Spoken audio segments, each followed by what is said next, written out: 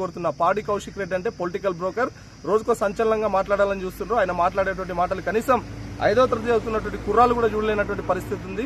Special యూట్యూబ్లు చేసుకుని దానిలో సంచలనం కోసం చేస్తున్నటువంటి ఆరోపణలే తప్ప ఇక్కడ ఏం లేదు.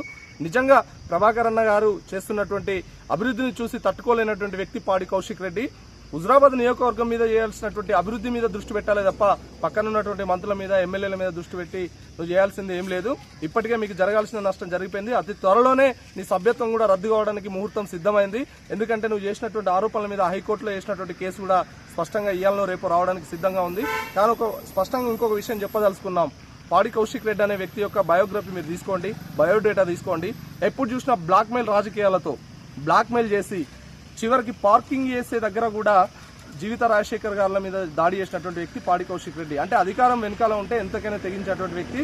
అదేవిధంగా హుజురాబాద్ నియోజకవర్గంలో గతంలో ఉద్యోగాలు ఇప్పిస్తా అని చెప్పి ఈయన మీద ఆరోపణలు వచ్చినప్పుడు కనీసం సంజాయిషి ఇవ్వలేనటువంటి వ్యక్తి పాడి కౌశిక్ రెడ్డి. ఫ్లైష్ అనే దానికి సంబంధించినటువంటి మీద మాట్లాడే ముందు దానిలో ఉన్నటువంటి నిజాలు చేసుకోవాలి. చివరికి ఎంతకు దిగజారిపోయాడు పాడి కౌశిక్ రెడ్డి అంటే పొన్నం ప్రభాకర్ అన్న గారి యొక్క కుటుంబం మీద ఆరోపణలు చేసేటువంటి పరిస్థితి వచ్చిందంటే నిన్నగాక మొన్న పెట్టినటువంటి ప్రెస్ మీట్ ను వదిలేసి మళ్ళీ నిన్న కూడా ఒక ప్రెస్ మీట్ పెట్టడం జరిగింది. కేవలం ఆయన యొక్క ఉనికి కోసం చేస్తున్నటువంటి ఆరోపణలే.